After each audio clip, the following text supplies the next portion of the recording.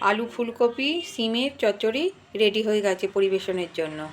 এইভাবে বাড়িতে বানিয়ে খাবেন, অসাধারণ লাগে গরম ভাতে, খুব সুন্দর খেতে লাগে। আর আমার রেসিপিটা ভালো লাগলে লাইক কমেন্ট করে পাশে থাকবেন।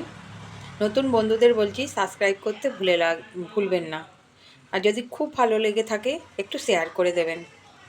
আজ ফুলকপি চচ্চড়ি বানাবো, সেই জন্য আগে বেগুনগুলো ভেজে নিচ্ছি।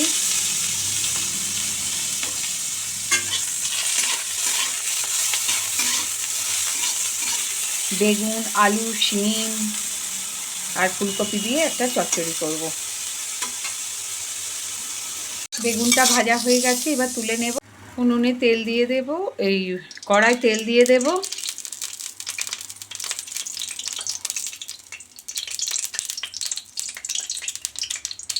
গরম হয়ে গেছে, এবার 5 ফোড়ন আর শুকনো লঙ্কা, ফোড়নটা এসে গেছে। এবার আলুগুলো দিয়ে দেব। এখানে আমি রাঙালু নিয়েছি, মিষ্টি আলু যাকে বলে, আর এমনি আলু দিয়ে ভেজে নিতে হবে অল্প তেলে। 1 চামচ লবণ দিয়ে দেব। সিমটাও ওর সাথে দিয়ে দেব।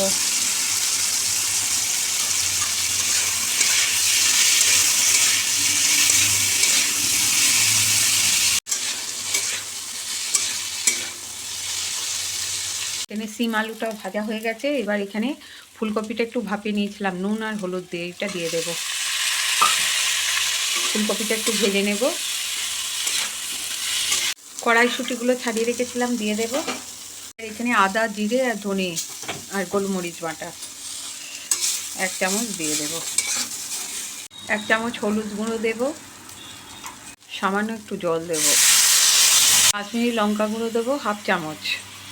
এবার ভালো করে কষে নিতে হবে।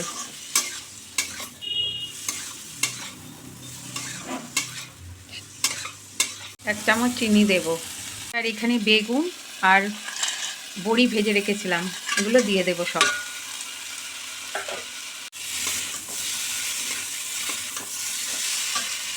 এবার অল্প জল ঢেলে দেব, 1/2 কাপের মতো জল দেব, দিয়ে মিডিয়াম আঁচে রান্না হতে দেব। ঢাকা দিয়ে দেব। লঙ্কা দেব 2টো। ফুলকপির চচ্চড়ি হয়ে গেছে, নামিয়ে নেব।